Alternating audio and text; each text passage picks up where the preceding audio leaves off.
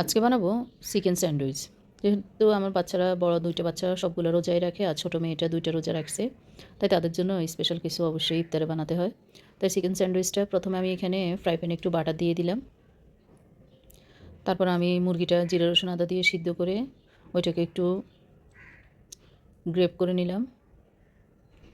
এই তো বাটারটা গলে গেলে তখন আমি মুরগিটা আর গাজরটা দিয়ে দিব এখন বাটারের মধ্যে। দিয়ে একটু ৫ মিনিটের মতো একটু ফ্রাই করব।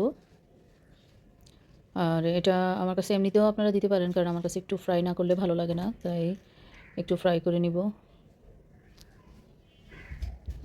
বাচ্চাদের তো মেয়োনিজ অনেক পছন্দ, তাই মেয়োনিজটাও করে নিলাম।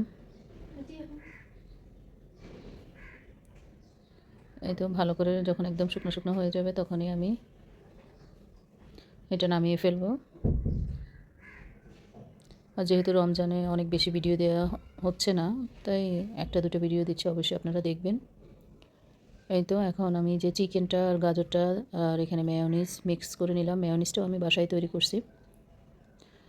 তো এখন ভালো করে মিক্স করে নিয়ে তারপর আমি পাউরুটির মধ্যে দিয়ে দিব। আর আপনারা যদি মেয়োনিজ আর একটু বেশি দিতে চান আর একটু বেশি দিতে পারেন, কারণ বাচ্চারা খাবে যেহেতু। আমি এখানে তারপরে মেয়োনিজ এখানে একটু অয়েলটা একটু কম দিছি, তাই মেয়োনিজটা একটু বেশিই দিলাম। আপনারা চাইলে আর একটু দিতে পারেন। এই তো রেডি হয়ে গেল আমার চিকেন স্যান্ডউইচ। তো বাসায় যদি এত অল্প সময়ের মধ্যে এত সুন্দর একটা রেসিপি তৈরি করা যায়, তাহলে বাইরে থেকে কী জন্য কিনে খাবো বলেন তো? অবশ্যই হেলদিকার খাওয়া আমরা বাসায় তৈরি করব, বাসায় খাবো। এই তো চিকেন স্যান্ডউইচ রেডি।